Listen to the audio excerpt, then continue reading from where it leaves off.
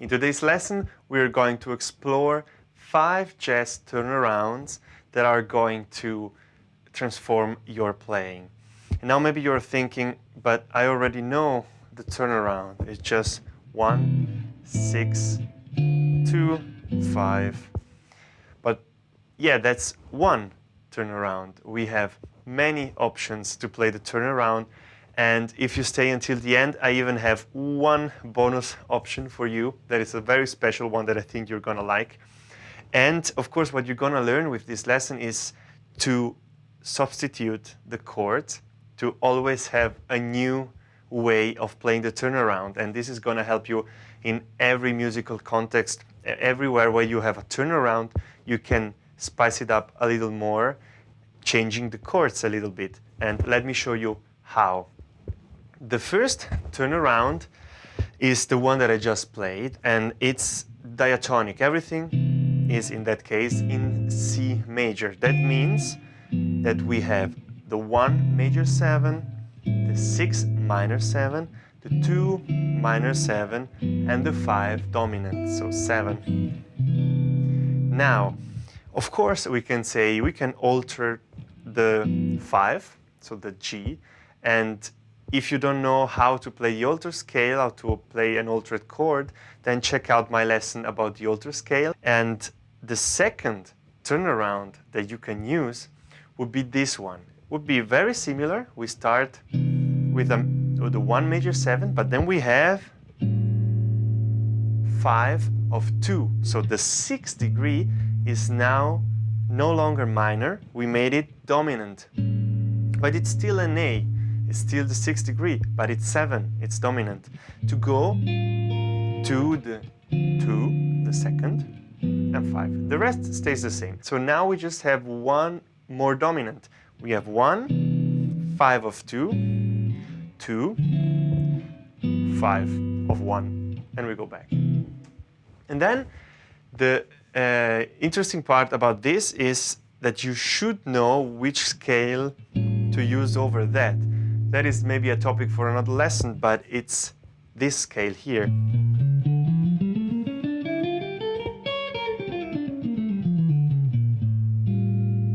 Maybe you recognized it. That's the 5th degree harmonic minor, so Phrygian dominant, which is D harmonic minor. And then we resolve it on the D minor, of course.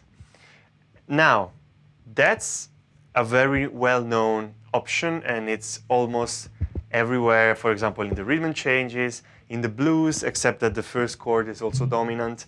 But now we can start to substitute the changes a little more and to go a little further into the harmony.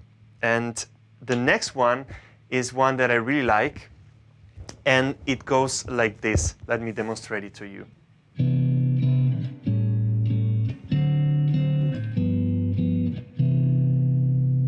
This is also pretty common, and maybe you recognized it. It's the same thing, 1, 6, 2, 5. But everything is dominant except for the first chord. So we have major, A dominant, to go to D dominant as well. And then we have the G7 like before. So now we have both 6 and 2 that are dominant 7 chords. This is a little more complicated because we have to change more notes and to see every chord as a 5 of the next one. And if we are in the dominant world, what we can do is also to substitute the dominance with another chord, which is the Tritone substitution. Let me show you the 4th variation of the turnaround, which is this one, for example.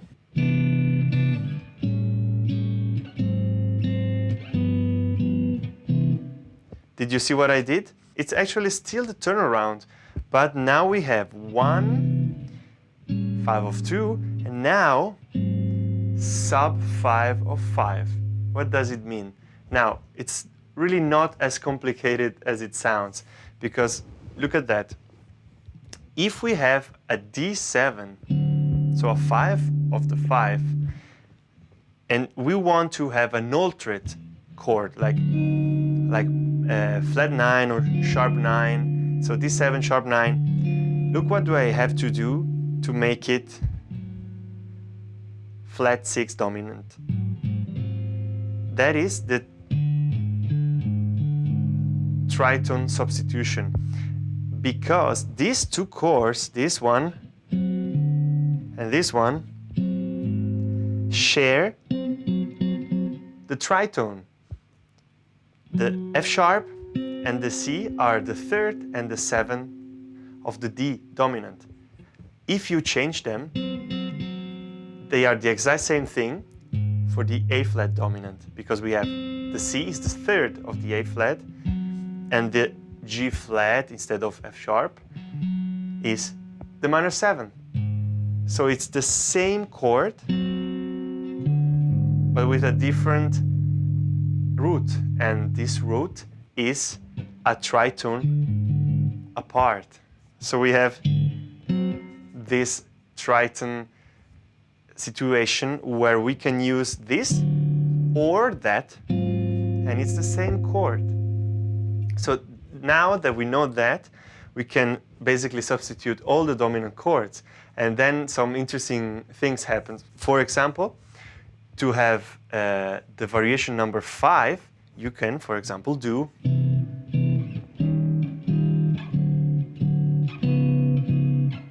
you see, you have basically a chromatic line, because we have 1, then we have the tritone substitution of the A, then we have the D, and then we have the tritone substitution of the G to go back. And so we have a completely different sounding turnaround, but we are still doing actually. And it's, once again, it sounds like this.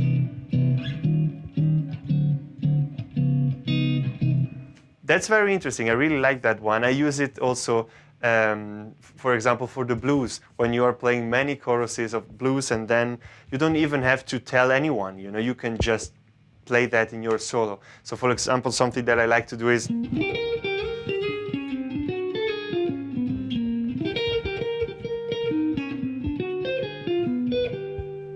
it's exactly that, right? It was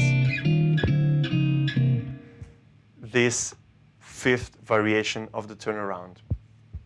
Now, I promised you that I would have shared one more turnaround that is very special, and this one is the Ladybird turnaround. Maybe you know the tune Ladybird, and at the end, we don't have a traditional turnaround like we did before, but still, you see that it comes from there, because the turnaround there goes like this. It's 1, flat 3, major, flat 6 major, flat 2 major, and back.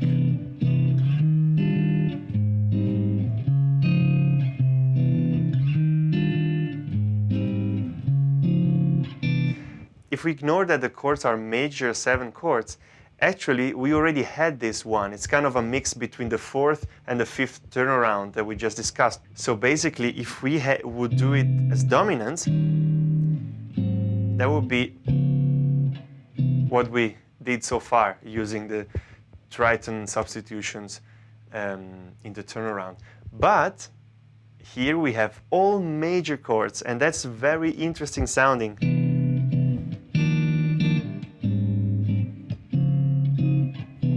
We can even try to always have the same top note. And now it doesn't work. But you see how it sounds different, but still is there, right? Now, to improvise over this is maybe even a little more difficult than what we did so far.